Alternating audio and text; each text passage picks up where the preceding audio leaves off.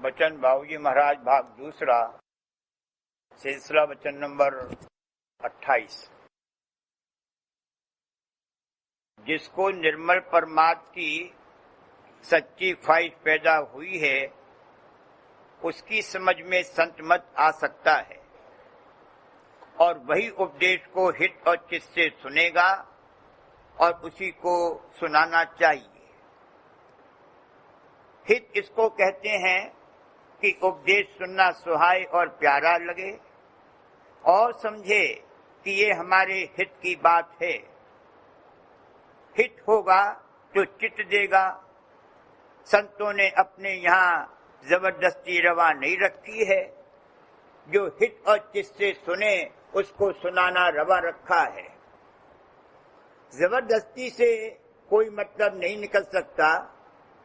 जबरदस्ती करना तासुब और हट है।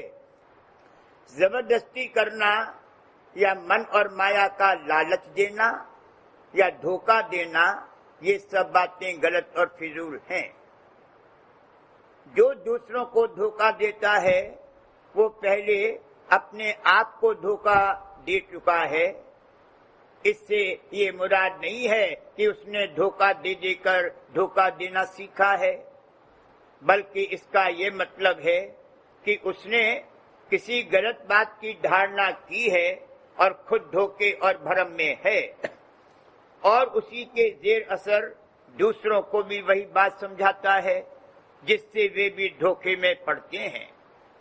चाहे इसमें वह बहुत रास्त यानी सच्चा और उसकी नियत नेक ही हो।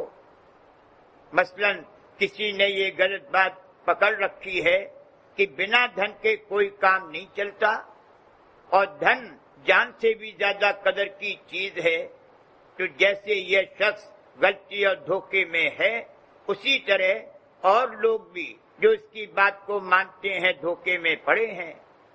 इसने झूठ को सच समझ रखा है, यही धोखा है।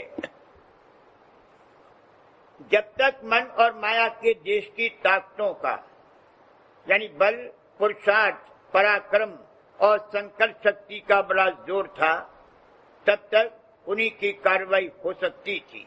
दूसरी कार्रवाई नहीं हो सकती। अनंत काल तक जीव के यहाँ रहने के बाद जब वह शक्तियां क्षीण हुई या शिथिल हुई, तब सूरज की ताकत जगाने का समय आया और तभी संत यहाँ पधारे और उन्होंने सूरज का पता दिया और सूरज शब्द योग का उपदेश किया। इससे पहले सूरज शब्द योग कभी नहीं किया गया था, क्योंकि सूरज को कोई जानता ही नहीं था।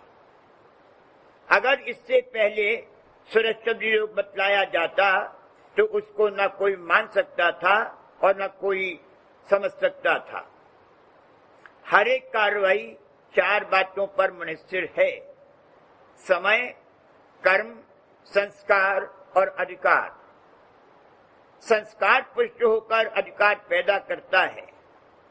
पिछला जमाना प्राणायाम आदि योग बन सकने का था।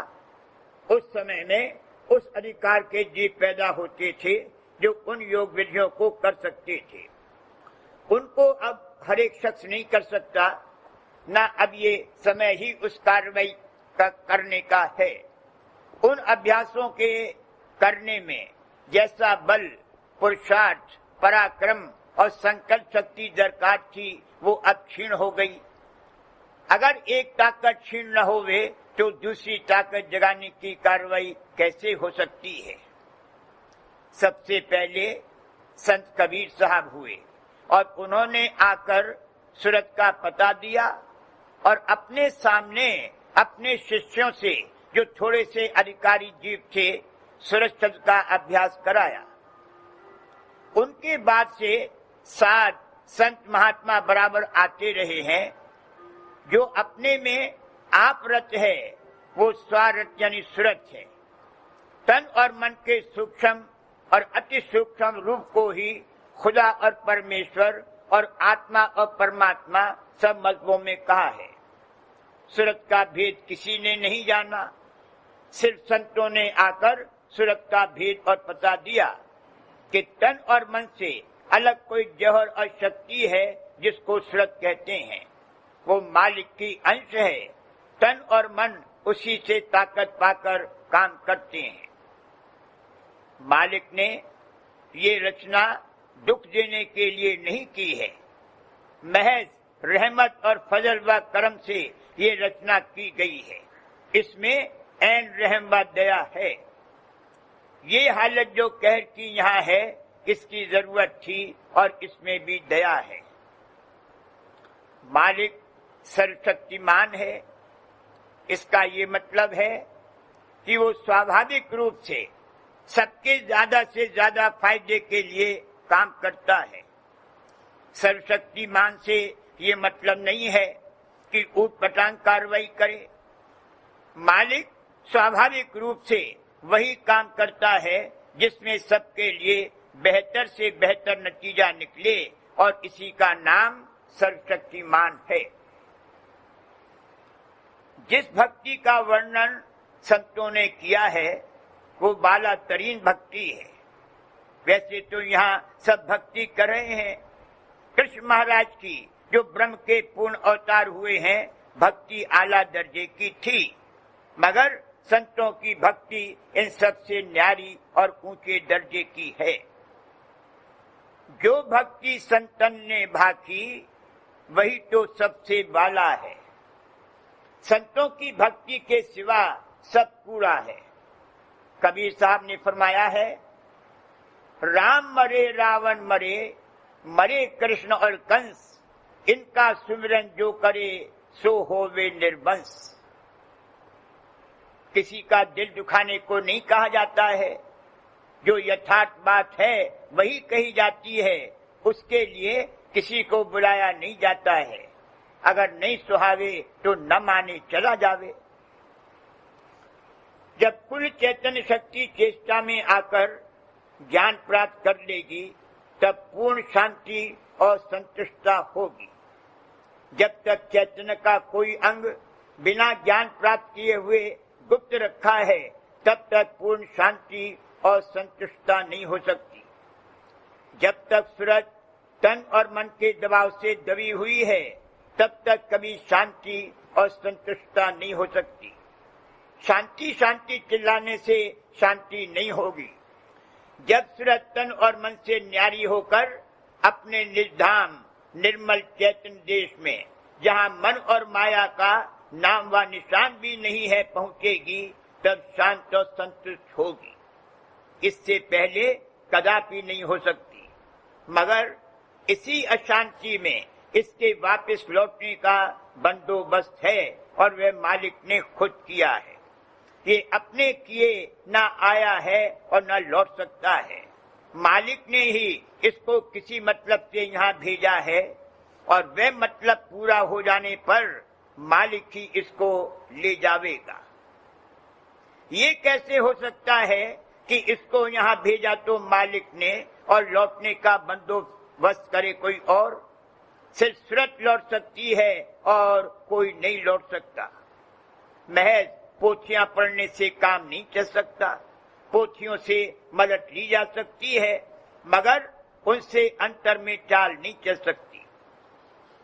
बिना पूरे गुरु के अंतर का भेद नहीं मालूम हो सकता। गुरु की हिदायत, मदद और दया से अंतर में चाल चलेगी। वे जब और जैसा अधिकार देखेंगे, मुनासिब करनी करा लेंगे। ये कोई एक दो दिन का काम नहीं है, जन्म लग जाएंगे।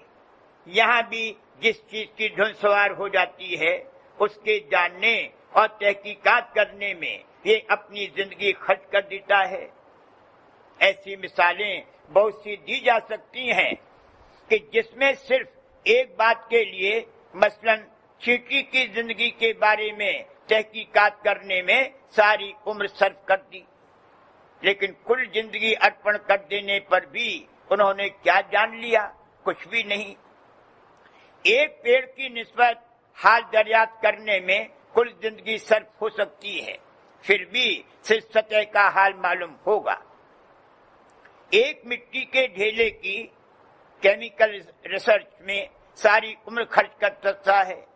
उस खोज व तहकीकात की कदर अपने महदूद हल्के और दायरे में है।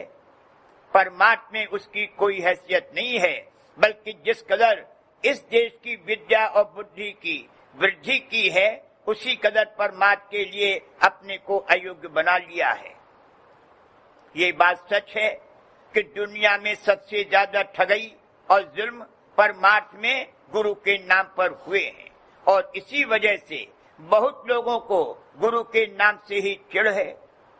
उनका कहना है कि दुनिया में जितनी खराबी है वो मजहब और धर्म की वजह से है।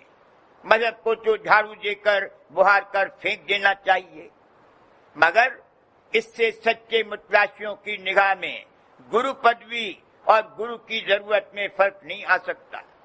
बिना गुरु के अंतर में एक कदम नहीं उठा सकता है। हिदायत देने और परमार्थी करनी कराने के लिए ही मालिक खुद न टोले में आता है या अपनी कला भेजता है।